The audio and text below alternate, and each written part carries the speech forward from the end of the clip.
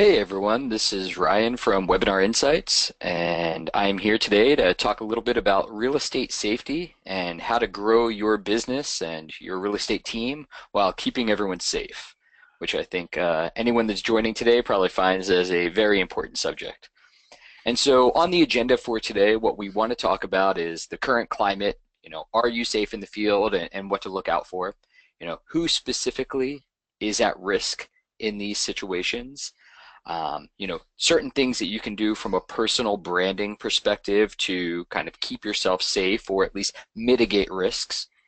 Um, and then I think one of the most important subjects we're going to touch on is meeting new clients. So where to do that, when to do that, and how to keep yourself safe when you're meeting new people. And then showing properties. So, going out into an open house, making a private tour, making sure that you're keeping yourself safe in that environment. So those are just a few of the topics we're going to touch on today, and I have a guest speaker who's going to join me a bit later on to discuss some of those in more detail. So, are you safe as an agent? And the big number we're going to focus on today is this 40%.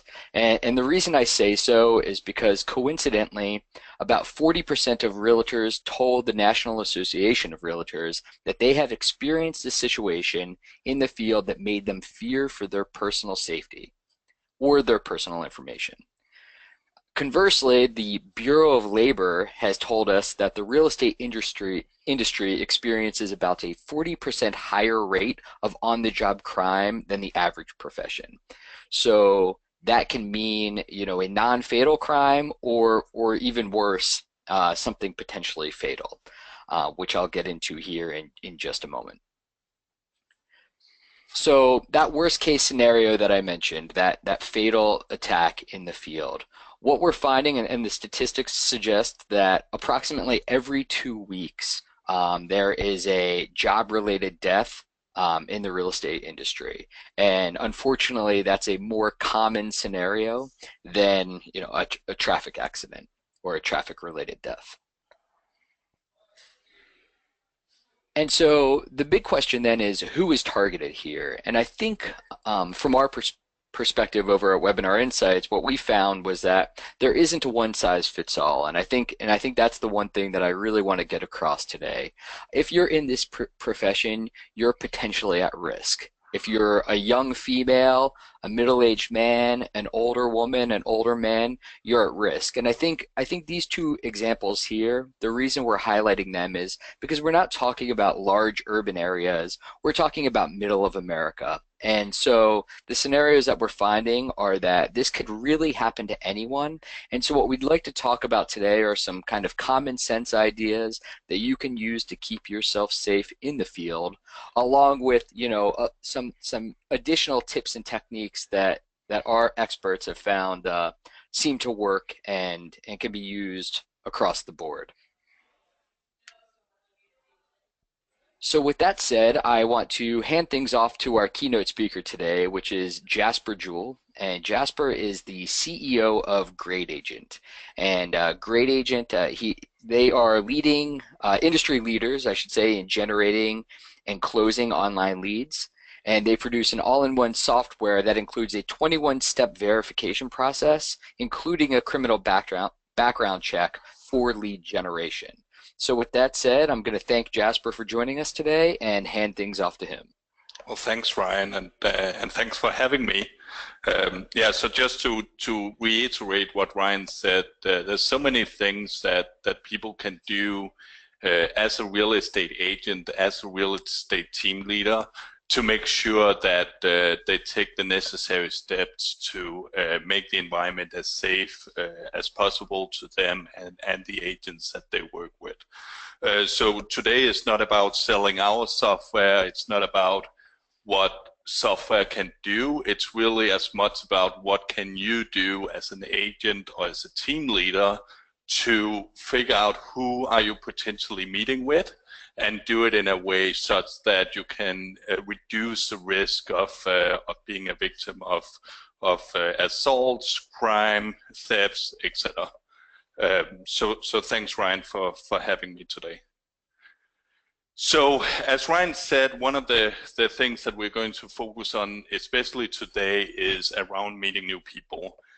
Because as many of you have seen is that over the last decade and maybe two in real estate, we have really gone from a primarily sphere of influence business where real estate was about selling homes to people in your personal network that you knew or knew through friends.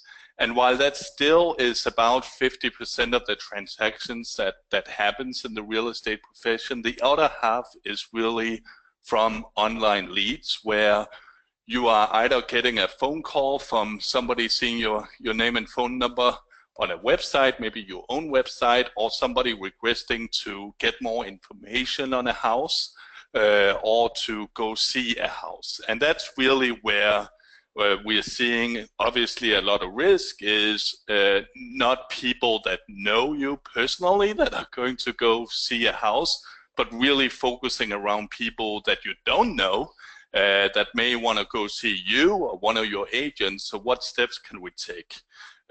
So meeting somebody new is of course where there's a lot of risk involved, and I think some of the common practices, while they're good, we are seeing that they're not necessarily enough. So 3 typical safety tips that I'm sure many of you have already heard before, if not all of you, is to carry out the first meeting in the office. Is things like asking for identification, like a driver license. I will say that can be somewhat difficult to do unless you as a team leader or a broker owner makes it a standard policy so that your agent really has a reason for ask for ID. So it's a really good practice to have as a policy for your agents that when you are meeting a new person, it's not a judgment call of whether to ask somebody for an ID, because in that way it becomes kind of this uncomfortable situation of should I ask this person for an ID. It should just be a standard way that in the homeowner's interest, before showing houses to any prospect, it is our broker's policy that we need to verify the ID, the identification of the person that we take into the homes. So I think the biggest takeaway here is to always ask for ID so that you know that the name that came across from your website, from Zillow or Trulia or realtor.com, whatever websites you're getting inquiries from, you obviously want to make sure that when you're meeting somebody for the first time, that it is in fact the person that they claim to be. And I think the biggest takeaway is, as a team leader and as broker, it's really a good idea to make that a standard policy across the board, so it's not a judgment call in each individual meeting. And then the reason I said that these are very good tips, the 2 first ones here, carry out the first meeting and always in public, right at the office, and always ask for ID. When you really look at the data, and Ryan touched on the fact that on average, every 2 weeks, there's a real estate on the job related death. It's really the cause and effect is not necessarily between somebody meeting somebody for the first time in the office or not meeting somebody at the first time in the office. There's no indication in the data that we have analyzed to say that criminals do not want to go into a coffee shop or do not want to go into an office, that there's no clear correlation that we have seen that that's the cause and effect. What is the clear correlation, though, is that people do not, in general, wake up one morning and become, a murder, right? So usually it's an escalating mindset that may start with minor crimes and then going into more major crimes. And that's why the last point here of really figuring out the background of the person you're about to meet is perhaps the most critical step that you can take as a real estate professional. So that's where we're going to focus our attention today, is around when you get a prospect, an inquiry, somebody calling your phone, how do we make sure that that person is a good person or not? Because if they have been an offender in the past, it's very likely, the statistics tells us, that they will commit a crime in the future. And it's very unlikely that somebody ends up murdering somebody if they haven't done assaults in the past. So it's a very common pattern in the data when you're looking at the worst people out there, the ones that are putting the real estate agents and brokers at the most risk.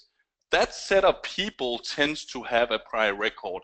So as a real estate professional, perhaps the most important thing you can do is, before you go meet somebody, make sure that you have done your due diligence around making sure that you're meeting a good person, that somebody who has not done a crime in the past. So that's what we're going to show you today, is some of the tips and tricks, because the good news is that here in the United States, it's public records, right? So there's really a lot of things you can find out about a person. So to do that, I'm just going to pull up one real estate website, and it's not to claim that Zillow is a bad site. It could be any website. In fact, we're going to show our website in a second, that there's no difference. There's no statistics to indicate that Zillow has worse leads than realtor.com versus your own website from a crime standpoint. It's just a very,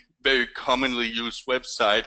So if we start by putting ourselves in the shoes of a potential offender, there's really a couple different patterns that type of person tends to take. Either they're shopping for wealth, so we see a lot of the fatal crimes and assaults to be driven by monetary desires. Others are purely from a violence or sexual standpoint, and that's, the pattern is a little bit different on how they may come to you, but the sites are about the same, right? So it's either your own website or a third-party website like a Zillow or realtor.com or our website, any website like that. So the type of properties that the quote-unquote bad people tend to look at are properties that are not necessarily going to be ringing any red flags, right? So they're typically going to be remote, right? So typically we see the most of the, in the data that we have looked at, most of the incidents are happening at houses that are a little bit about from the urban area. So it's not necessarily the downtown Austin, or here in Austin it's perhaps East Austin has a higher likelihood of crime perhaps than other zip codes. It's more the outside the city areas where you have nice looking properties that potentially has a lot of wealth in them. That will draw the attention. It's not going to be necessarily $5 million houses, because typically the criminal knows that it's going to be more difficult to get into a really high dollar item like that. So they're probably going to stay somewhat around the average house price in your area, maybe a little bit above, but not like in Austin. The median house price right now, as many of you may already know, it's about $300,000. So if I'm a thief and I want to go rob a house, I'm probably going to stay somewhere within that range. I'm not going to go out and request a showing on a $5 million property. I'm going to still like look for something where there's not like immediate neighbors, so that if I go see that during the day, it's unless the neighbor is working from home, I'm going to probably have some good undisturbed time where I can take some of the computers and phones, etc., that jewelries that might be in a nice house like this. So if I'm a criminal and I am going to primarily commit my crime to steal something, this is the type of house that the data suggests that I would be looking at, and I would then be filling out some form that most websites will have to basically get more information or to request assuring. So let's just pretend like we're a criminal called Ralph Morrison, and we'll put in some information here, and potentially it's going to be my real phone number, obviously, because otherwise I'm not going to get a phone call from this nice agent, and I won't be able to go do my thing out at this house. And I'm going to put in my email address. So now with a third-party site like Zillow and realtor.com and Trulia, this is the information that the agent would get on their phone or by email, maybe along with some of the what we call the contextual data that's going to be really important when you're conducting their background check. So again, there's really two steps, right? So step one for the agent here is going to be to do that due diligence when they get the name Ralph Morrison, and you want to see if that's worth your time to drive out to this house and show Ralph this home, or whether to do, the meeting in the office, which certainly is going to be our recommendation, is to always meet somebody first time in your office. And then at that point, making sure that that the ID of the driver license is verified, that you are in fact working with Ralph Morrison, so that when you have done your due diligence about this name, which we'll begin to do now, we'll figure out if Ralph is a good guy or potentially a bad guy, and what to look out for. So that's really the idea here. So once you have done your due diligence, then you want to make sure that obviously the person that you're meeting is in fact the name and phone number that you got from the website. So let's move forward in time and pretend like we have had our assistant or office manager, or maybe ourselves, calling this prospect Ralph, and we have pre-qualified them, and we're ready to go meet this person in the first time. So our recommendation at this point would be to do our search and figure out, does Ralph Morrison have a criminal background? And again, this is just an example name for purpose of showing here today, right? Just demonstration purposes. We're not trying to, it's not a real person, right? So this is just, we're not calling anybody bad out, right? So let's say that we're getting Ralph Morrison. The first time we would recommend you do is to conduct a regular Google search. And this is not just because you want to do a criminal inquiry to figure out if Ralph is a good guy or a bad guy, but it's also because Ralph is potentially a customer of a $600,000 property, which is a high commission value to me as a real estate professional. So I want to figure out a little bit more about Ralph so I can build a trust and rapport that I'll need. So it's really part of my regular due diligence, and also from a business standpoint, not just focused on figuring out. But in today's presentation, we're going to focus especially on figuring out whether Ralph is somebody that we want to be dealing with, whether I want to be dealing with Ralph personally, or whether I want to leave him to maybe somebody else in the office to deal with. So one of the problems that you may notice here is when I just put in the name, I'm getting people that are probably, it seems like really good people here. One of the problems is this guy's not in Austin, but really the problem is that we are relying on the information here, which really just tells us that he's interested in property in Austin. It doesn't really tell us whether he's in Austin or not. So what we want to use is some of the contextual information that really we should know at this point is what's called the IP address of the computer of this prospect. It's basically the computer address, its physical location at the point in time where Ralph is making this inquiry. And that's really, really important because there's clear data to indicate that where Ralph is physically at when he's conducting his real estate search and doing his inquiry can have a tremendous course into the potential outcome. So for example, if Ralph is at the public library in Austin, he may be a valid customer, but there is certainly a higher probability that he's not. So one of the things that you will find is when you look at the data is that there's clear contextual information that it could be and should be captured by a website. In this case, Zillow, I don't believe it's sending all the IP address, so we don't really have that information. So I'm going to go to another website, and again, just to emphasize the fact, so this is how one of our customers' website, this is specialdemo.com home search. So that's really just a demo of how a customer website would look if they're a customer of ours.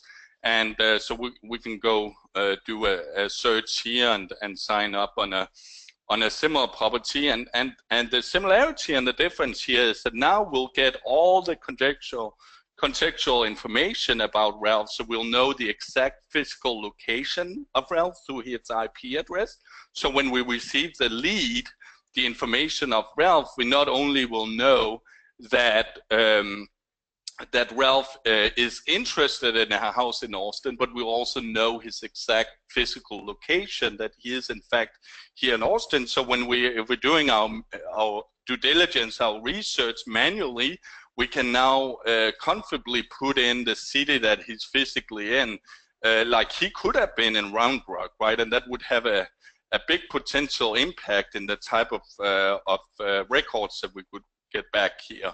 So anyway, so let's say he's physically in Austin, and now we're trying to figure out a little bit more about Ralph. It seems like I'm getting some results here, and that's not uncommon. That's not the prospect, right? And that's why you really need to set some time aside. If you don't have software that do this, you probably need to realistically set aside an hour. The good news is that there are software that automates this process, but depending on how you are in the business, you may want, at least in the beginning, to do this type of research manually, and you'll learn a lot. You really learn a lot about the person. Really be careful that the Google of the world sometimes returns a lot of irrelevant data. So in this case, you see that it's not Ralph Morrison, right? It's some kind of law and partner here, so it's actually not the prospect. So again, so there's a lot of going through on Google. Now I'll cheat a little bit, so I'll be like in the TV kitchen, right, where the pie is already ready to be presented to the jury. So I'll cheat and say, well, there's not really any good information about Ralph Morrison on Google, right? So we don't really know much about Ralph Morrison at this point, which is not unusual. That could be a high-level executive from a privately owned company. Sometimes the prospects that we'll see. You might see here. There's one news story, I guess, that's related to a killing that might get our interest, but we want to make sure that it is actually about a Ralph Morrison, that it's not, right? So this is what we would call a false positive in the industry. So this is not to scare you, right? Because we are dealing with Ralph Morrison, and by the way, this Ralph has passed away, so it certainly couldn't be the guy that just inquired about the property.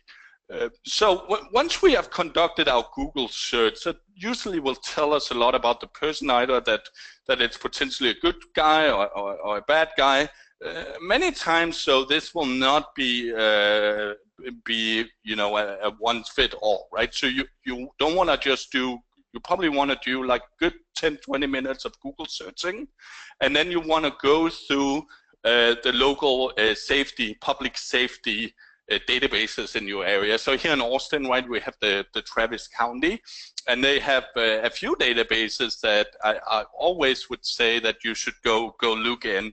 And again, there are software out there that automate that process like ours. But even if you don't have those, you can always go in and say, okay, is this person a public sexual offender, right? That might be something that I would want to know before showing this person, and of course I have to agree to the terms here, that I understand that it's not always the accurate information, that they can have mistakes, etc. But we find that it is fairly accurate. So in this case, it doesn't seem like Ralph Morrison is a sexual offender. So that's one of probably about 20 different databases that you want to have. If you don't have software that automates this process, you probably want to bookmark from the counties surrounding you the different databases for the sexual offender list. So that's definitely one that you want to look up, that we certainly look up as part of our software platform, and that you can easily do yourself. There's also, of course, a booking photo database search where you can, this one is from the Austin Police Department, right? Your local police department should have a similar database. So I'm going to look up Ralph here and see if we have any criminal records in the Austin DP. It does not look like he has been arrested. So that's another database that I would say is, aside from the Google search, aside from the counties and the surrounding counties sexual offender. Again, it's really important that you're not just doing your county, right? Because counties, there are several counties in your area, and you really need to have 5 to 10 databases. Same with the police departments, right? We have many different police departments in the Austin area, and you want to go in. If you're doing this manually, please don't just do the local one. Make sure that you're using a good radius around to really have a good chance of capturing all the information that you have. There's also the county in our Travis County is the the sexual offenders, so it could be people that has been violent. Again, there's a clear indication in the data to suggest that somebody who's going to have a very violent crime in the future has probably, more likely than not, committed a lesser crime in the past, right? And the same if somebody is going out and killing somebody, more likely than not, they have committed a violent crime in the past that didn't have a fatal outcome. So in this case, for the criminal history conviction search, I do need to register. It's free, right? But it's really just to make sure that I'm not abusing this data. So that's something that I would highly encourage anybody that's doing this type of search manually that don't have the software for that. There's nothing wrong with that, right? It's just please do set the time aside. Our clients have told us that they typically spend about an hour before they automated this process to really do a good research on before they go out and meet a person in person, just to make sure that it is a good person, that they have all the information they need to also build trust and rapport. If it is an executive from a company, maybe it's somebody who's a parent, you want to know a little bit more about the prospect so you can really find the right home for that person and be a valuable asset for that client and turn that one client into 5 referrals in the future. So again, this research is not only to keep you safe, which is obviously our #1 important item of today, but it's also to help you become more effective in your first meeting to closing, right? The lead to closing, as we call it. So anyway, so as a takeaway item is as you do this manually, really make a list right now of the county, and you should know this because it's also where obviously the taxes live, right? So you know the counties in your area. Make sure that you find the criminal history conviction search of your surrounding counties. If you don't have software that automates this, make sure you do the sexual offender list. And that you do a thorough Google research on any lead that comes in of that are not sphere of influence business. And it's not to say that a friend of a friend couldn't be a criminal. It certainly could be. It's just less likely, right? It's less likely that you get recommended to somebody who's a really bad guy without knowing about it. The other thing that you may know of, if you've come across, is these websites that offers you to do like a public record search, and you can subscribe to these. You'll see a lot of disclaimers, right? And it's really a nice way of saying that this data is not very good. Our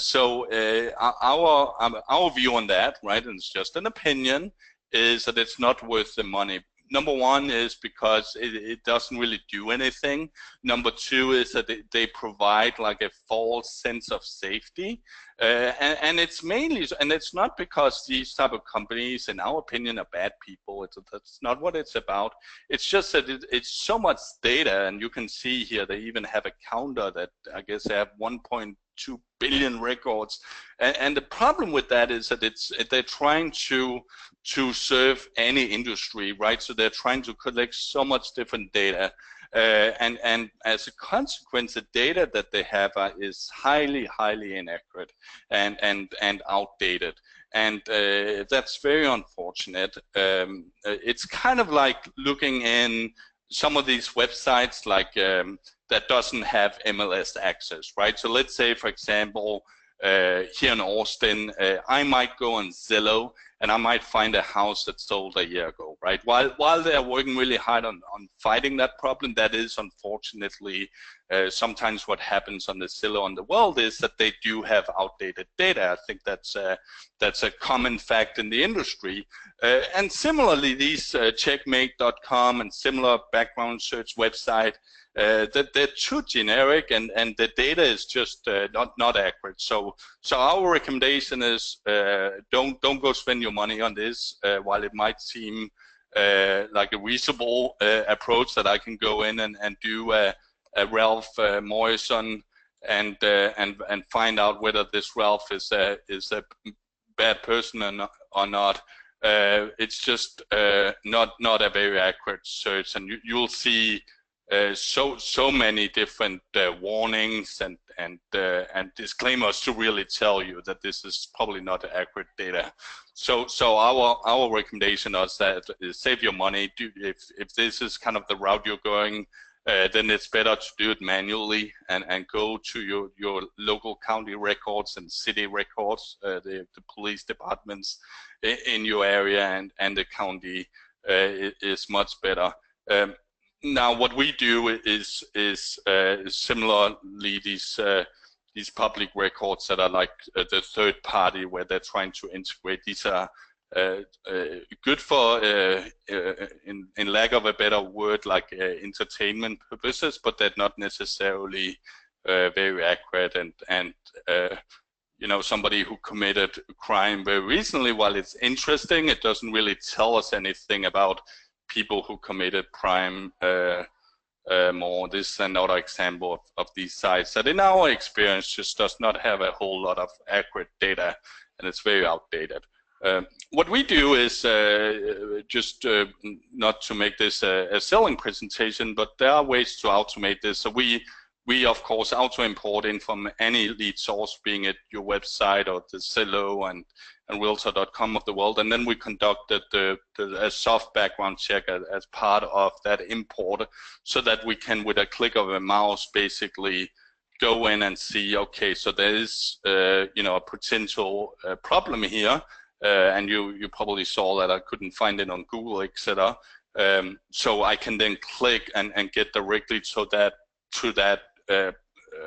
so I can see in the county, directly in the county database, the risk level that they assess to this person, so that again, when deciding what to do with this prospect, I can take that into account, and it saves me a good bit of time, and we update these data very frequently, so it's right up to the second. But again, it wasn't to make this sales presentation, but it's just an example of having it directly in your sales management system, whether the lead is coming from your IDX website or from the Zillow realtor.com of the world. If you are a team leader and you're dealing with a higher transaction number where it's just not practical to set aside an hour to do really good manual research, then that could be an option to you, and certainly we'd be more than happy to show you in more details how that works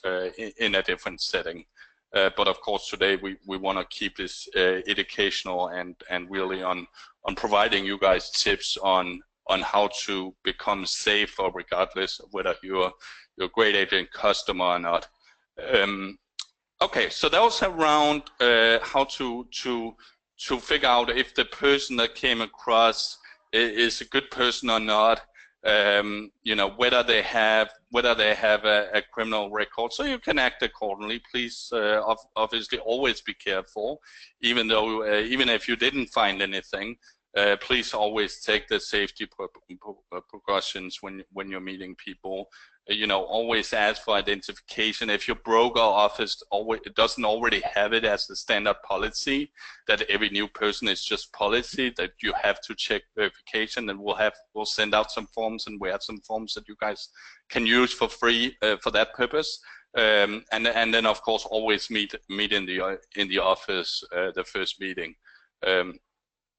Another thing that really is important is that the real estate professional is so much around your personal branding and your marketing, and of course demonstrating how successful you are by showing off fancy jewelries and fancy cars, buying $100,000 cars, etc.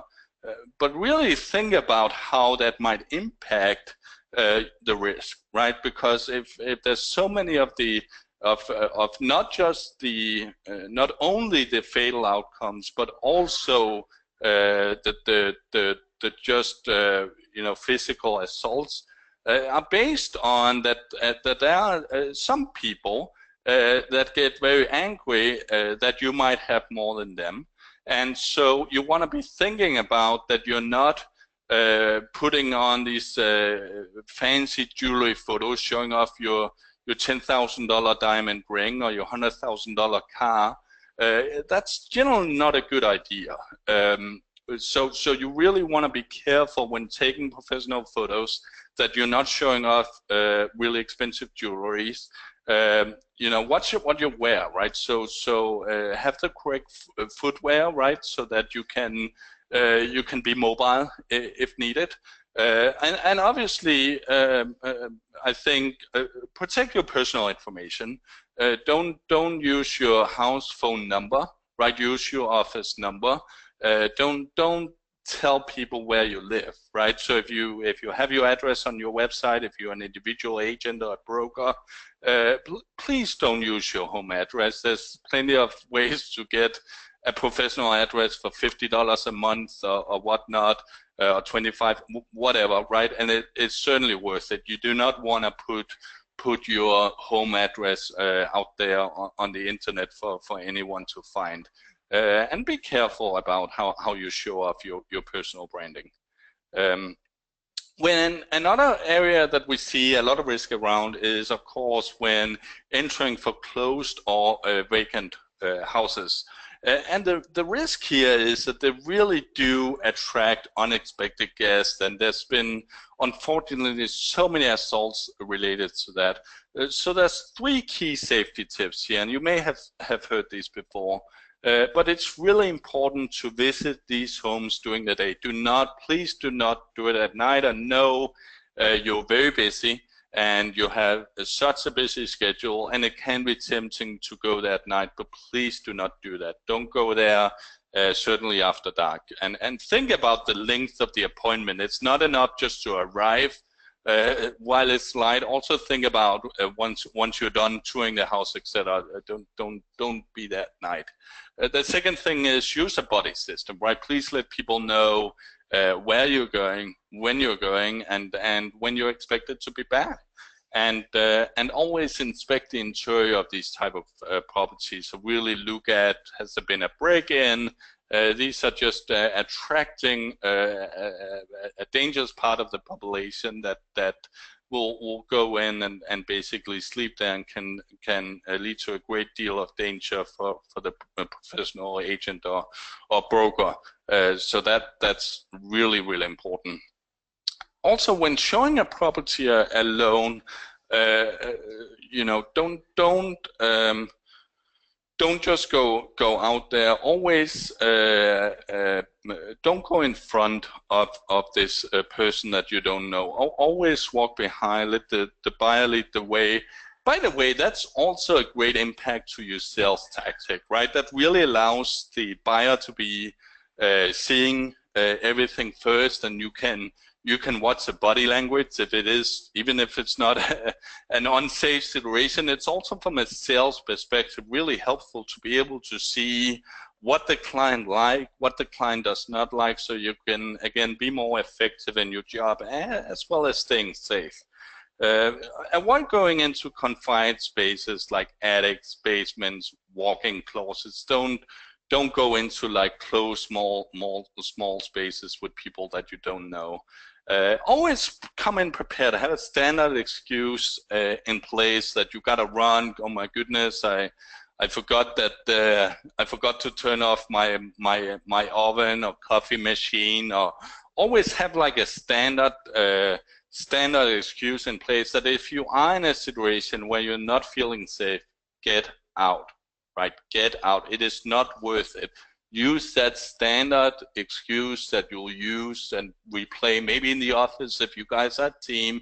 Do some role playing around, you know, one being a bad person and the other one using that standard excuse to get out. Please do not stay in a situation where you feel unsafe. It is not worth it.